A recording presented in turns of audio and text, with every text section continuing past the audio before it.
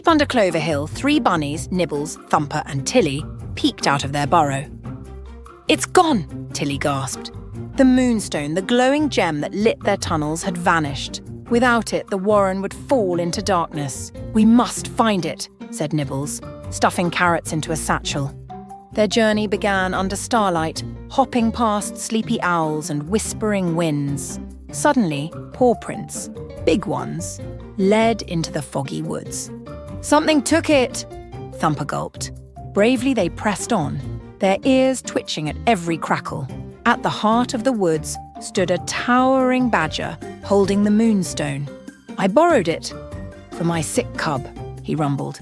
The bunnies huddled. "Maybe we can share it," Tilly offered.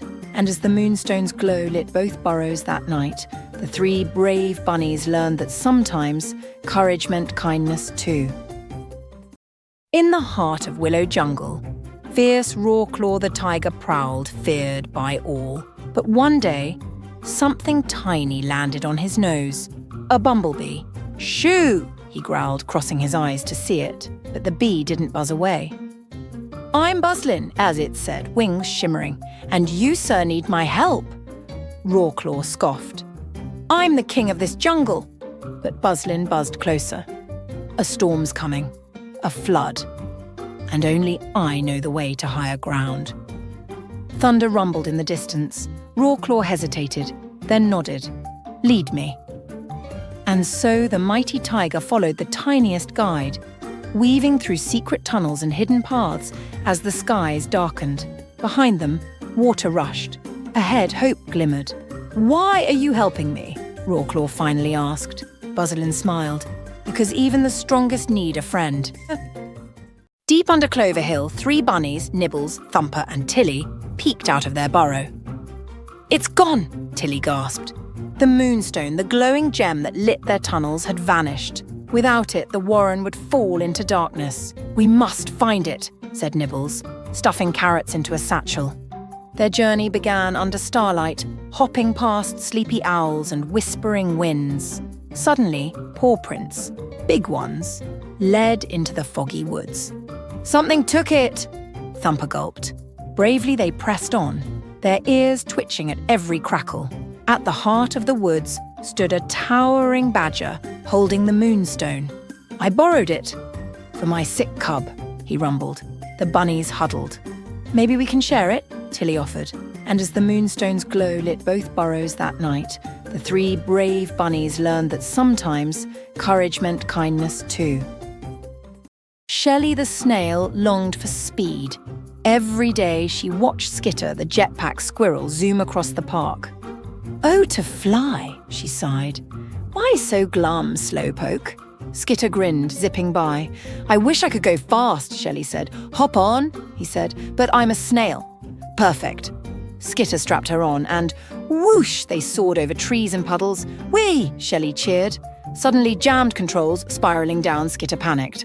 Shelley stretched out, splat, and caught a lily pad, gliding them safely down. "Whoa," Skitter said. "You saved us." Shelley smiled. "Slow and steady's got moves too."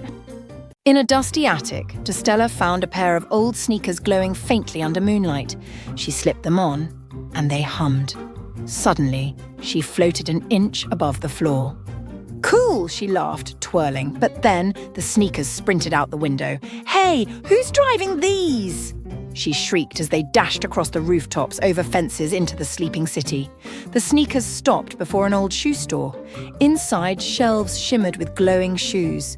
"You're the chosen walker," whispered a voice. A tiny cobbler stepped out, smiling. "These sneakers only fit those meant to walk between worlds." Dostella's eyes widened. "Worlds?" The cobbler nodded. "Tonight, we need you." And as the sneakers laced themselves tighter, Dostella stepped forward, ready for an adventure she never imagined.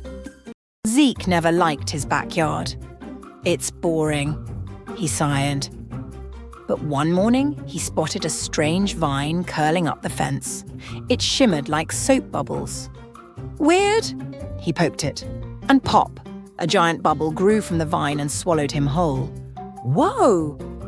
Zeke floated up, the bubble carrying him over rooftops. "Okay, this is not boring anymore," he laughed. Higher and higher they rose until a forest of bubbles appeared in the clouds, each filled with tiny creatures waving at him. "Welcome, Zeke," a voice boomed. "The bubble vine chose you to save us."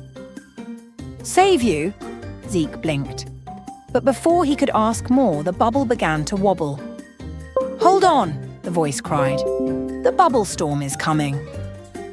And with a pop, Glimmerlocks wasn't like other unicorns. Her mane sparkled with tiny stars.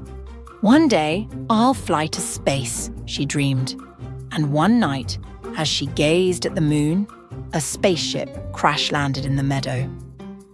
Out tumbled 3 fluffy pandas in silver suits. "We're lost," the biggest panda sniffled. "Can you help us get home?" Glimmerlocks stamped her hooves. "Hop on!" With a burst of magic, her horn glowed bright, and together they soared into the sky, weaving past comets and glowing moons. But then, a shadow loomed. "A space dragon!" gasped a panda. Glimmerlocks narrowed her eyes. "Hold tight!" With a swish of her shining tail, she left a glitter trail so dazzling the dragon blinked in awe, giving them just enough time to zip away. "Thanks, Glimmerlocks!" The pandas cheered as their home planet twinkled ahead. Far beyond the hills stood the spiral tower, twisting high into the clouds. No one dared climb it, except Starzl. "Inside is a wish," she whispered, clutching her lantern. As she stepped inside, the staircase shimmered and shifted under her feet. "Choose wisely," a voice echoed. Every turn brought a door, one to treasure, one to adventure, one to answers. Starzl hesitated, then followed the faint sound of music. Up and up she climbed until she reached a tiny window at the very top. There she found herself playing a song on a golden flute. "The wish was always inside you," the voice smiled. Starzl laughed, feeling light as air. As she played, the tower's walls unfolded into bridges of light, leading to dreams she never dared imagine.